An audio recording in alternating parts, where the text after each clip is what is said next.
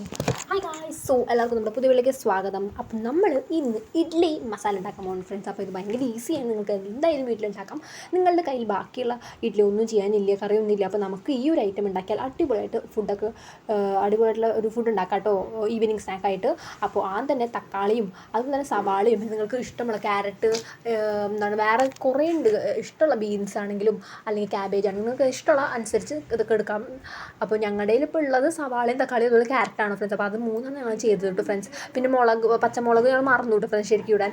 അത് വേണമെങ്കിൽ മതി, ഇല്ലെങ്കിൽ കുഴപ്പമൊന്നുമില്ല. അപ്പോൾ ഞങ്ങൾ ഇത് മൂന്നും തക്കാളി, സവാള, ക്യാരറ്റ് കട്ട് ചെയ്തു നല്ലപോലെ. അതിന് ശേഷം ഈ ഒരു ഇഡ്ഡലി ഇഷ്ടമുള്ള അത്രയും എടുക്കാം. ഞങ്ങളൊരു 7 എടുത്തിട്ടുണ്ട് കേട്ടോ ടോട്ടലായിട്ട്. അതൊക്കെ മുറിച്ച് കുഞ്ഞു കുഞ്ഞു പീസാക്കി, മറ്റേ ഷേപ്പൊന്നും വേണ്ട, വെറുതെ ഇങ്ങനെ പീസാക്കാൻ മതി. അപ്പോൾ അങ്ങനെ ചെയ്തിട്ട് പാനിലേക്ക് ഓയിൽ ഒഴിച്ചിട്ട് അതിന് ശേഷം നമ്മൾ അരിഞ്ഞു വെച്ചാൽ എല്ലാ പച്ചക്കറി അതിലേക്ക് ഇടാം. നിങ്ങൾക്ക് ഇഷ്ടമുള്ള കൂടുതൽ ഇനി ഇടാം കേട്ടോ ഫ്രണ്ട്സ്. പച്ചക്കറിയൊക്കെ ഇടാം, പിന്നെ മുട്ട ഇടാം.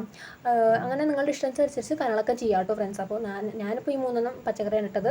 അപ്പോൾ നിങ്ങൾക്ക് പച്ചമുളക്, പിന്നെ സോസ്, മുട്ട, ആ കാര്യങ്ങളൊക്കെ നിങ്ങൾക്ക് ചെയ്യാം കേട്ടോ ഫ്രണ്ട്സ്. അതിന് ശേഷം ഉപ്പിടാം കേട്ടോ ഫ്രണ്ട്സ്. അപ്പോൾ അതിന് ശേഷം ഉപ്പിടാം, കാരണം നല്ലപോലെ ഉപ്പിട്ടാൽ കുറച്ച് ഇത് പിടിക്കും കേട്ടോ, നല്ലപോലെ ഇതാവും കേട്ടോ. കുറച്ച് ഉപ്പൊക്കെ നല്ലപോലെ പിടിക്കും. അപ്പോൾ തന്നെ ഇട്ടാൽ, അപ്പോൾ അതുകൊണ്ടാണ് ഫസ്റ്റ് തന്നെ ഇത് ഉപ്പിടുന്നത്. നല്ലപോലെ ഇളക്കാട് ഫ്രണ്ട്സ്. ഒരു ബ്രൗൺ കളറാണ്. എന്നിട്ട് മുളക് പൊടി ഇടാം, കളർ നല്ലപോലെ മാറണം കേട്ടോ ഫ്രണ്ട്സ്.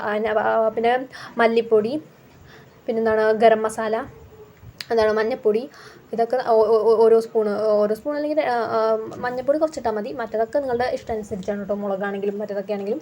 പിന്നെ അതിന് ശേഷം അതൊക്കെ ചെയ്ത് നല്ലപോലെ ഇളക്കിയിട്ട് ആ ഒരു ബ്രൗൺ കളർ ആകുമ്പോൾ അതിലേക്ക് ഇഡ്ഡലി ഇടാം കേട്ടോ ഫ്രണ്ട്സ്. നമ്മൾ അരിഞ്ഞ് വെച്ച് ഇഡ്ഡലി.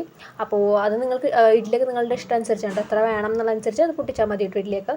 അപ്പോൾ അത് ചെയ്തിട്ട് നല്ലപോലെ അതിലിട്ട് നമ്മുടെ ബാറ്ററിലേക്ക് ഇഡ്ഡലി ഇട്ട് നല്ലപോലെ മിക്സ് ചെയ്യാം കേട്ടോ ഫ്രണ്ട്സ്. നല്ലപോലെ മിക്സ് ചെയ്യുക, മാക്സിമം മിക്സ് ചെയ്യാം കേട്ടോ ഫ്രണ്ട്സ്. കരിഞ്ഞ് പോകണം നോക്കണം കേട്ടോ. ഫ്ലെയിമൊക്കെ നോക്കിയിട്ട്, ലോ ഫ്ലെയിമിലാക്കിയിട്ട് മാക്സിമം നോക്കിയിട്ട് ചെയ്യാം കേട്ടോ. കരിയാനുള്ള സാധ്യതയൊക്കെ ഉണ്ടാവും ചിലപ്പോൾ.